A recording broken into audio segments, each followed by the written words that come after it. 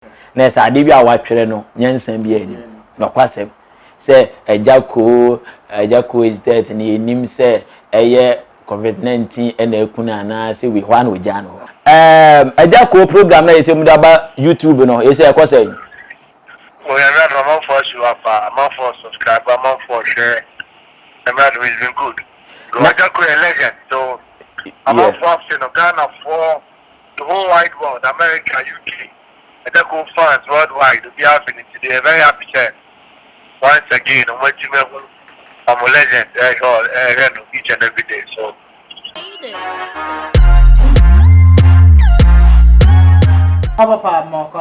ya front up en case ya boza nyame adaroma baby akoka mapa ejina na so peme and the issue no dey say e mo side nsi obey more of the talking okay you na say yet ya ni say yeah bibia ya papa ya de nyina Ghana a legend Agya Koo every that's right it say wo social media so ye meti ya miyam sheme mi ankasa de me twe phone every papa Agya me kasa that's right ma kasa na me adum otias on free ma me yesenka ye ne betwetwe nkomo Poleeno Multimedia ba am say emre ambem enam di free kuma say de e ba enkran nti bibi say no motisa na so yesterday wo hwa isi we every den ya ayem bra panyi medase na mechia Poleeno ahwefo nyina bra panyi aya na ha adwene okay ezan say anu a edidi mako edidi nchene no say ekasa di wachia aya times no eye adwuma so what I say intino say star bitiase na ye bona wuto a aya na ha adwene etimi de ayem hyehye eba enye nipa no kra nso a ne owa abusuafo owo yere owo ma ebi akwa no tu kwan a na abusuafo no ebi asa ade no anasa amre no omo nte ne nka na ekofa ayem hyehye den aba obi kura timi fa sa asem we hu kura den eto intino se yete ne sa no kwasem aya ye ninye kura na ade aya ha me pa ewom ne se sebi bloggers ni bi no obi wo ho a wo se ote asem we na wo so otimi frɛ nipa na ye ka sansem no eden efa no ho so on frɛ no a broadcast then so air trend and no more times no I mean say ye mudu don say ejuma na ye nyina ye bi make asama bloggers that's right e mu bebre na onim say ote story na maybe okun credible store maybe a website bi ono gidi that's right you ko hu ho say we na ere ampa na e ho na so akotena na computer ni papa wa pa no publish na ono so e dey che traffic and obu also a make us say oni Agya number oni contact via or dey be track here am say me ko free Agya here a confirm nti ote ya wetwe otwere so wi a ono no onim say so antwe na that moment na edi be 5 hours a your first story is a dead story okay that time on watch them na obi aye okay obi a publish okay video no as I did okay say na you say mo yes ade ne fake ne be do so and no ma fake me then and do so Poleeno Multimedia more times no say be bibia you make sure say no confirm who say bibia into more times cases be we see a enkofo bi said that friend confirm say me ati even yet we na ye hwe source na yet free and you too credible cry now we have to go further no what you say and on the bloggers no so one or two mistakes be you mu be I'm say be 4 days today wrong me wana baba spirit the link no send me ti me wana am click link no so na ko hwe de nipa na twere no na say ade bi a wa twere no nyansan bi ani no kwasem say Agya Koo is dead ni enim say eye COVID-19 ena ekuna na say we hwan ogya no na me say we yasem enka hwe na say nipa na de petraffic we yasem eno no so na ye first person a otwere duwa na me twere ma baba say hyping okay so what man say ebi a hype and I'm the metro man. After na amanfo e dey we am so it's not true. Okay. It's not true, but me gina storyline na akwa no e twere na because it's not true. Okay. Anche bia na me colleague baako Salinko efre Agya Koo. Okay. No na Agya Koo kasa na am so wa ene da ho. Okay. Because you know your one before Baffour. That's right. Baffour DOP. That's right. Efre say Oma create channel. I'm Agya Koo. That's right. That channel no basically for Agya Koo. It's your Poleeno Multimedia.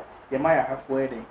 Yeah. Now almost subscribe to channel. Yeah. Now anytime be an Oma Agya Koo videos because Agya Koo so grantee interview that channel no Oma creating say. That's right. On your video our channel be with the exception of that channel. Channel need in Baffour TV. Okay. Baffour TV. KUFFOUR. Yeah. TV. And also on your video be our platform yeah so aside our platforms. Yeah. And see me catch about for say many was here any Agya den. I can come on. That's right. I have phones and pad the can no credit. Yeah. Because I'm too through ma and confirm for subscribe to channel will be na idea and some I kind in. That's right. And say more on understand I'm saying the work ma say mra mema me the bedroom and kan me tell asking me I'm so free Agya or kasa ya or kasa on a crown or fear already on impen for the crowd meeting. Yeah. Na say me so me tell na me no in a way na me doing say ebia movie no makotwa no. I'm going to push you on my channel. A moon be a scene be a Agya Koo. And a article. Thank you. Mr. Sana, Mrs. Suye. And the other question, a mamma can't hype him. It's a case in a heard and a mamma afraid. Agya exam. And see, a very sad because your house on a chill was so nearby say, no American. Yeah, and it is Sebi, but free. The manager ma better so free. Okay, say, Poleeno, as no crabby ni or to her win fufu papa bi chi wan so de ni fufu tini fufu papa bi na Ghana 40 ha e bona wuto so what I say very bad pa and some e basa mo no den na mo ye like after say bia e man say asem no mo te ye no yes enye kwai say enye no kre na mo smart ya na mo nye nwure Agya bra panyi eden na obetimi aye by end of the day no o nhyeda hu say esumasi ene kan ye anas efi ha anas efi ha say be a media houses a report here no betimi SEO say na wosi kan ye say na wosi kan ye say eye sumasi ene ye ena wono ko fan so Sofia we so fan so Sofia and we so fan so you know so ka to be dey ati so wo chi bloggers nyina bloggers so o ma na ye ni o mo ye adwuma untimi na nkra no ye ka media houses ni na e say bloggers no first no na ye mu o mutete no o ma na o no adwuma no ekuro mu nsem because the moment or the beto na eko ba bia what I say ne program a wakotwa yi o Baffour TV bloggers anye ho adwuma obi ante so what I say nti bloggers no mo boa artist na sire ne ye be sire se madaro maso mo tin nsem bia eye negative sana se eye ekwaye niam bi se okay onu obi aye say ana say empana ni sa ne ma no dia e fa no ma but ba be wu a is serious because anu aye de the other one be kan bia eye adwuma won se wano wo di bodua de nti na eye adwuma wes na wo kan no ene e ma ne eye adwuma in life no if you want to prosper it depend on your tongue or wano if you want to make it in life do one age na wano ena sebi producers se nipa kura ampo no se nipa ankasa ebia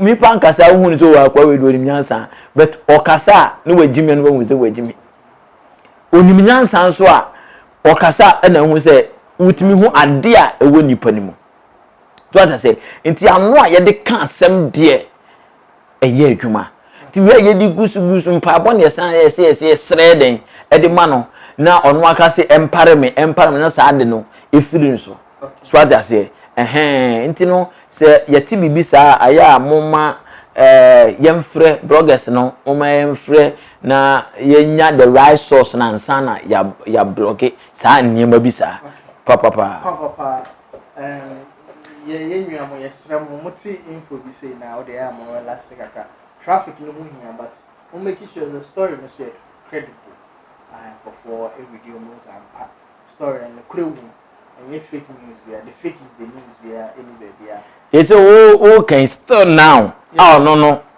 what be say no what declare how my friend now or can you say no e trend wo baby I say enye no kre me wo hoyi nipa dodo na enna make say me phone so enye kwa nipa be 15 asa ebisa ebi omo ye odi omo test say Agya Koo say na make jom say enye no kre e ma me de to status say enye no kre say na be amanfo emfre bebe invite say kwa me de to ma say ma sande ato say amanfo emfre bebe e be say wakodu no o yentimi ensa ye bibi nkodu bra penye te say mo a sebi ekura winsem a e baako na nya tubu say kram o tanse a ntimi ha adwene ntimi so what ma say baby akose wedu no ntimi explain enuo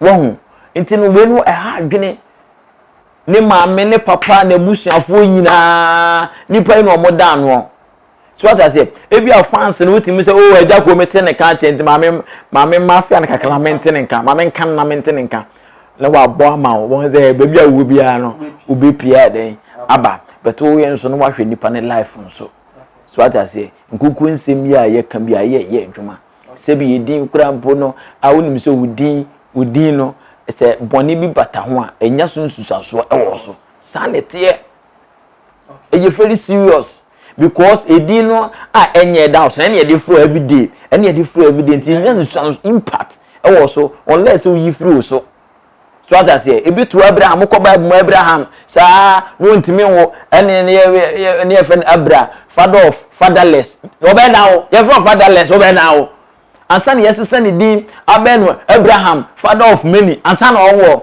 Sarah ne friend Sa no so you friend motherless now you from motherless obe down wo chama obe down wo unless ntino Nyankopon sesa ne din eye no Sarah ansana otimi wo mother of many nation asana eti wo aye bebre ye nyina ye fi mu ayabai nti ade a ye de ya no eka de eye adwuma na mo me yenhwe ne yensesa mfiri owu star bi wo wa ne akan se we wewu ne yesi we wewu ne yesi we wewu no aye ha dwene bebre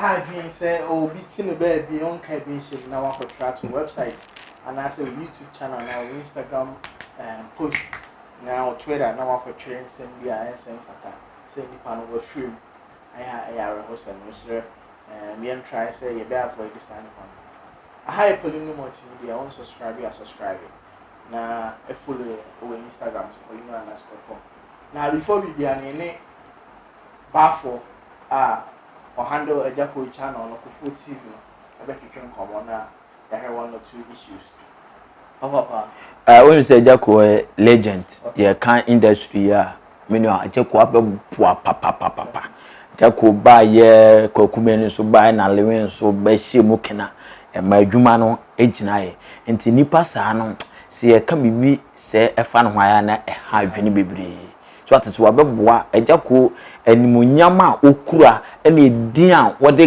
Ghana adru no esombo enti sa nipa momye ona no ni nja say aya times ye di negative attach omo artist me respect artist gani artist me respect omo me feel ebu omo because omo da wa say o comedian no always no odwene bibi o beba out ama Ghana for aiden asum inti na enye easy inti na obehwe comedians omo Ghana nyina no omo nya akese no omo afonfon no ti na wa fon o say my young friend Agya Koo program na yese mu da ba YouTube no yese e ko say we are not among for you among for subscribe among for share and that has been good Agya Koo a legend so among for Ghana for the whole wide world America UK Agya Koo fans worldwide we are happy today very happy share once again I'm a legend each and every day so we are really happy. Okay, now we say na sini adwuma kofam nti na yesi no wafa YouTube di ato no ho say yesi no eno no obeya na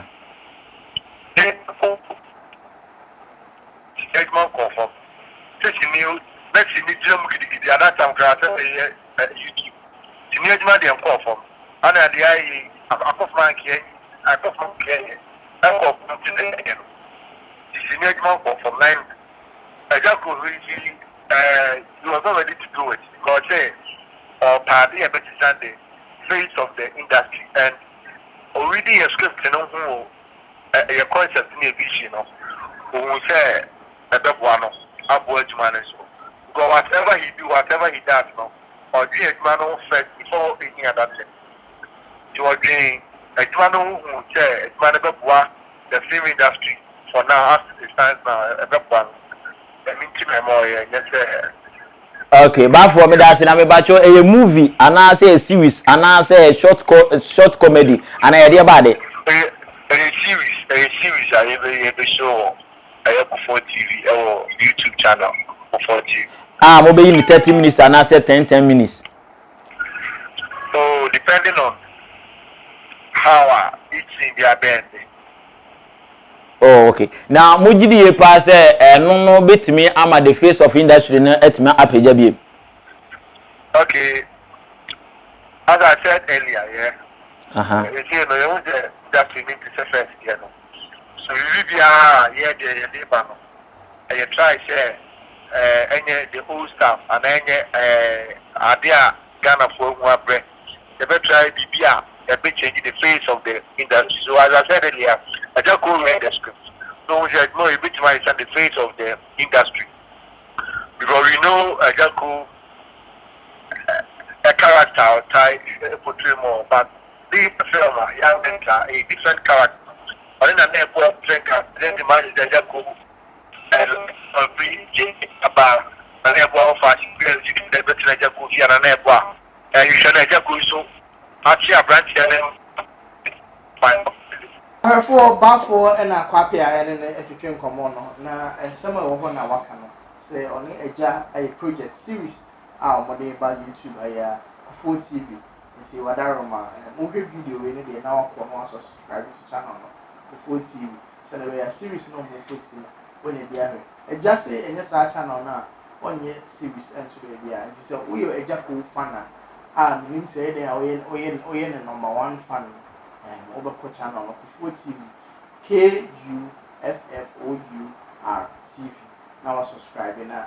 What when the series now they ban now omo dia boa apeja Ghana movie industry back to the game again.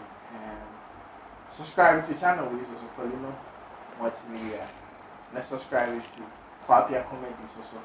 Na ye the series bi so egu a liki or Agya brand na twabia na obisa na question na someone beto was no crowd follow Agya Comedy na a liki.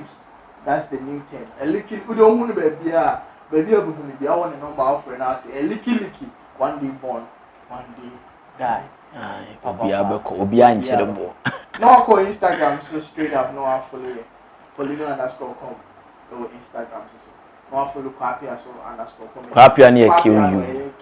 That's right. Yeah, QU APPIAH na _comedy na wa follow Agya so. A liki one day born one day die. Papa.